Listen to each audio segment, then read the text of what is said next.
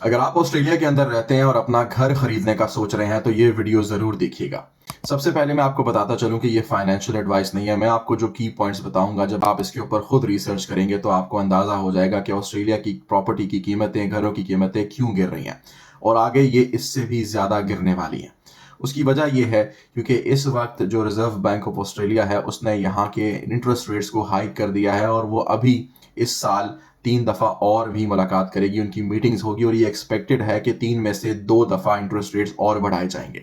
साथ ही साथ आप मार्केट के अंदर एक फ्लडिंग देख रहे हो घरों की, जहां पर जिस सबर्ब्स के अंदर फाइट्स हुआ करती थी, लड़ाइयां हुआ करती थी मल्टीपल बायर्स की एक घर को खरीदने के लिए, इस वक्त एक एक सबर्ब के अंदर 100, 200, 300, 400 घर मौजूद हैं, जबकि बायर्स की तादाद सिर्फ 5 से 10 या 15 बायर्स हैं।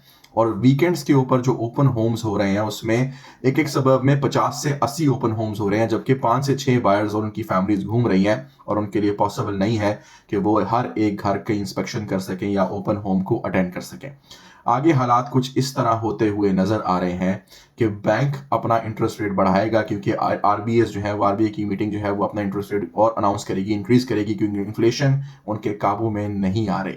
साथ ही साथ इन लोगों ने, यहाँ की हुकूमत ने, अल्बनीजी ने जो अपना प्रॉमिस तोड़ा है उस पर यहाँ की हुकूमत ने क्या कर दिया है, यहाँ की हुकूमत ने जो आपका कैपिटल गेन्स टैक्स है उसका डिस्काउंट 50% डिस्काउंट खत्म कर दिया है 2027 से। इसकी वजह से इन्वेस्टर्स मार्केट से भाग रहे हैं और बहुत सारे इन्वेस्टर्स मार्केट से भाग चुके हैं। अब सिर्फ फर्स्ट होम बायर्स मार्केट के अंदर मौजूद हैं। इन्वेस्टर्स साइड पे बैठ के देख रहे हैं कि क्या आगे ये रूल्स चेंज होंगे या नहीं होंगे, जिसकी पॉसिबिलिटी फिलहाल तो नजर नहीं आ रही। जो फर्स्ट होम बायर्स हैं, जो घर लेने वाले हैं, वो इस वक्त जब बैंक के पास जाते हैं लोन लेने के लिए तो बैंक्स उनकी असेसमेंट बहुत ही डिफिकल्ट कर रही है। सबसे पहले तो बहुत से बैंक्स ने अपनी प्री अप्रूवल्स को ख़त्म कर दिया है। मतलब जब आप इंटरेस्ट लेने के लिए, जब आप अपना लोन लेने के लिए जाते हो बैंक्स के पास, तो आप प्री अप्रूवल्स पहले ले सकते थे, अब मेजॉरिटी बैंक्स प्री अप्रूवल नहीं दे रहे। और जब आप किसी घर के ऊपर ऑफर सबमिट करते हो, जब आप कॉन्ट्रैक्ट साइन करते हो, उस वक्त बैंक के पास जाते हो, तो अगर आप एक्सपेक्ट करते हो कि आपकी सैलरी के मुताबिक, आपकी इनकम के मुताबिक आपको 7 लाख का लोन मिलेगा, 7 लाख का लोन मिलेगा, तो बैंक आपके पास वापस रिटर्न आता है असेसमेंट में और कहता है कि आपको सिर्फ 5 लाख, 5.5 लाख का लोन मिलेगा। मतलब ये बाकी के पैसे आप कहां से जेब से दोगे। बहुत से लोग जिन्होंने गवर्नमेंट रिबेट का इंसेंटिव उठाया और जिन्होंने 5% डाउन पेमेंट के ऊपर घर लिया, उनके घरों की कीमतें आज गिर चुकी हैं। और अगर उनके ऊपर $950,000 का लोन था और 1 मिलियन का घर था जिसपे $50,000 उन्होंने डिपॉजिट दिया था, आज उनके घर $9 लाख के ऊपर भी नहीं बिक रहे। मतलब मार्केट में ऑन एवरेज 50,000 से $1 लाख जो है वो गिरा है $1 मिलियन का घर।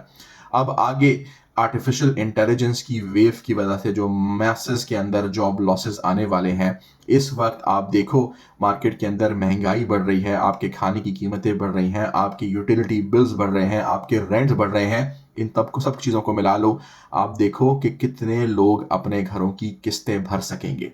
साथ ही साथ अगर आपका कोई किसी बैंक के अंदर कॉन्टैक्ट है जो कि लेंडिंग के अंदर है, तो उनसे एक सवाल करें कि ऑस्ट्रेलिया के अंदर इस वक्त कितनी ऐसी फैमिलीज हैं जो अपने घरों की किस्तें नहीं दे पा रही। आपको जवाब ये मिलेगा या डाटा मिलेगा कि बहुत ज़्यादा तादाद में ऐसी फैमिलीज हैं जिन्होंने 6 महीने से ज़्यादा अपने घरों की किस्तें नहीं भरी।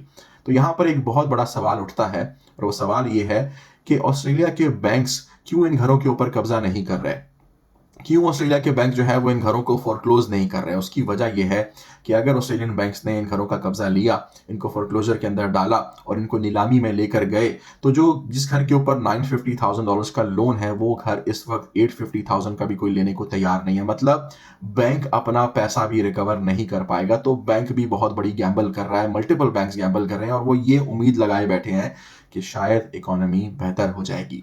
इस केस में मेरा ये ओपिनियन है, मेरी अपनी पर्सनल राय ये है कि अगर आप मार्केट के अंदर इस वक्त एंटर करोगे जब इन्वेस्टर भाग रहा है, अपना स्टॉक बेच रहा है, तो आप फंस जाओगे उस साइकिल के अंदर जिसके अंदर आपको जानबूझ के फंसाया जाएगा और इसमें इन्वेस्टर अपना पैसा निकाल जाएगा और आपको लगेगा कि आपको अपने ख्वाबों वाला घर मिल गया है, लेकिन असल में आप एक बहुत बड़े दलदल का शिकार हो जाओगे।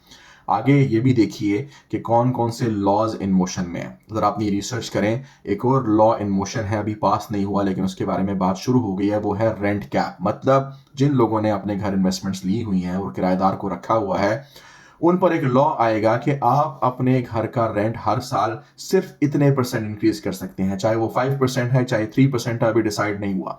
इसका मतलब ये कि अगर आप इन्वेस्टर से उसका कैपिटल गेन्स डिस्काउंट हटा देते हो, छीन लेते हो, और साथ ही आप रेंटल कैप लगा देते हो, तो यहां पर घर इन्वेस्टमेंट नहीं बनती, घर लायबिलिटी बन जाती है। तो इन्वेस्टर ऑब्वियसली अपना घर बेचने की कोशिश करेगा और मार्केट फ्लड करेगी। अभी तो आपने देखा ही नहीं है कि कितना ज्यादा स्टॉक मार्केट के अंदर मौजूद है। और आपको एक और बात भी बताई जा रही है, आपको कहा जा रहा है कि मार्केट जो है उसके अंदर घर बहुत कम है क्योंकि यहां पर रेंटल क्राइसिस है ऑस्ट्रेलिया के अंदर। ये वो वाली बात है जो हजम नहीं होती, क्योंकि अगर आप जाकर देखें तो आपको समझ आएगी कि चाइना का कितना ज्यादा ब्लैक मनी पार्ट है ऑस्ट्रेलिया के अंदर, ऑस्ट्रेलियन प्रॉपर्टी मार्केट्स के अंदर, और बहुत से घर खाली पड़े हुए हैं।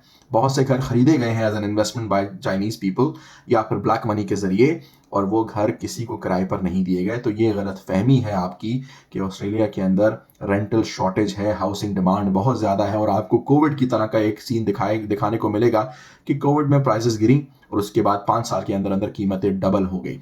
इस दफा इसके चांसेस बिल्कुल वैसे ही हैं जैसे लॉटरी जीतना है। इसीलिए अपनी रिसर्च करें, अपना एनालिसिस करें। ये मेरी अपनी ओपिनियन है, मेरा अपना एनालिसिस और रिसर्च है।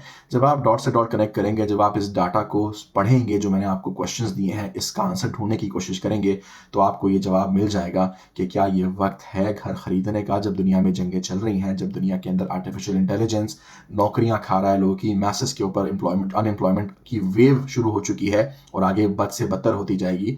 तो क्या ये वक्त है अपने आप को बैंक के सूद के अंदर फंसाने का और अपना ड्रीम होम लेने का, या फिर इस वक्त अपने कैश को लिक्विड रखना है? क्योंकि याद रखें, दुनिया का सबसे बड़ा बिजनेसमैन, सबसे बड़ा इन्वेस्टर वॉरेन बफे इस वक्त $400 बिलियन कैश लेकर बैठा हुआ है, और ये बंदा इन्वेस्टमेंट्स का बादशाह माना जाता है।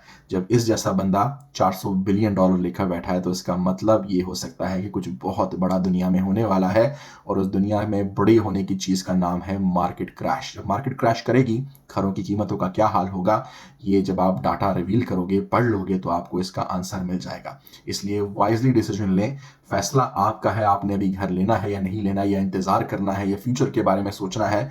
आपको मैंने जो चीजें दी हैं इस पे रिसर्च जरूर कीजिए, ये आपको आपका डिसीजन लेने में बहुत हेल्प करेगी।